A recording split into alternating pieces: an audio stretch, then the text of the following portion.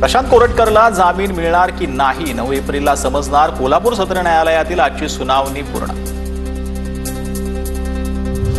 इंद्रजित सावंतांनी प्रशांत कोरटकरला अब्रू नुकसानीची नोटीस पाठवली। कोरटकरनं बदनामी केल्याचा इंद्रजित सावंत यांचा आरोप।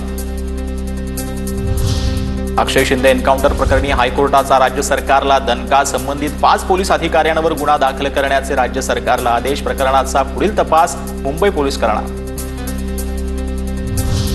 मुंबई गुन्हे शाखेचे सहपोलीस आयुक्त लक्ष्मी गौतम यांच्या नेतृत्वात विशेष तपास पथक स्थापन करून तपास होणार। तोपर्यंत आरोप असलेल्या पोलिसांना निलंबित करण्याचे हायकोर्टाचे आदेश।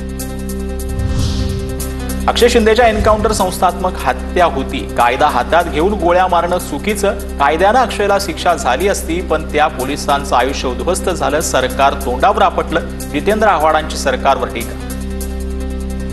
करकर हा इन्स्टिट्यूशनल मर्डर आहे। आपल्या हातात कायदा घेऊन त्याला गोळ्या मारणं हे चुकीचं होतं आणि त्याच्या विरोधात मी पहिल्या दिवशी भूमिका घेतली। कारण का त्याला ज्या ठिकाणी मारला ते ठिकाण माझ्या मतदारसंघात आहे। अक्षय शिंदेच्या मृत्यूचं राजकारण केलं। पोलिसांवर कुणी दबाव आणून एन्काउंटर करायला लावला याची माहिती घ्यावी लागेल। एन्काउंटरचं समर्थन करणाऱ्यांवर कारवाई हवी। वकील असीम सरोदे यांची प्रतिक्रिया। पोलिसांवर कुणी दबाव आणला, पोलिसांवर कुणी दबाव आणून अक्षय शिंदेचा एन्काउंटर करायला लावला याची माहिती घ्यावी लागेल। त्यांनी बेकायदेशीर वर्तन केलेलं असल्यामुळे त्यांना सुद्धा या कायद्याच्या कचाट्यात घेण्याची आवश्यकता आहे, असं माझं स्पष्ट मत तेव्हापासून आहे।